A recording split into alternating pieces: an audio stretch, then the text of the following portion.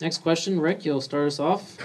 How serious of a problem is the current federal fiscal deficit, and what actions or goals should a new Democratic Congress advocate or take in regard to the budget and the debt?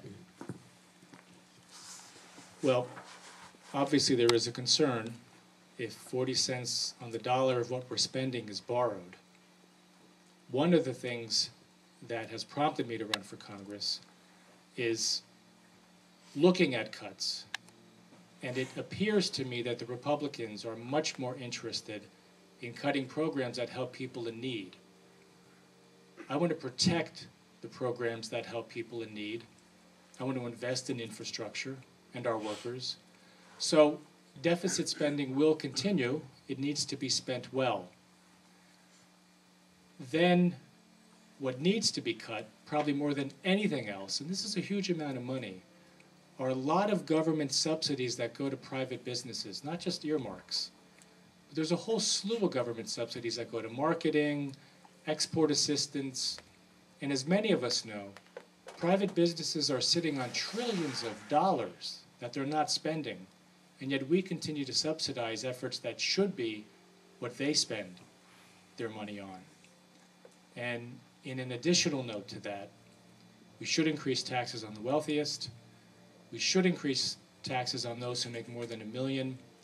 And I would put it in the context of paying for the war on terror, which has not been paid for. So there needs to be a balanced approach. We need to look at some cuts. We don't hurt those in need. We target businesses where they can pay for it themselves, and we enhance revenue. Thank you. Jackson? There's a great cartoon of a man walking into his bank, and he's in the bank, and he says to his banker, "I want to take out one of those mortgages on my grandchildren's future." And that's what we've been doing for too many years in this country. And it's the reason that a lot of people in my generation believe that Social Security and Medicare aren't going to be around for us the way that it was for my grandparents. And the solution to this is no real mystery. Every group, every bipartisan group that's looked into it has come up with the same conclusions. We are going to have to raise government revenue, and we are going to have to modify some popular government programs. This is what the Simpson-Bowles Commission concluded.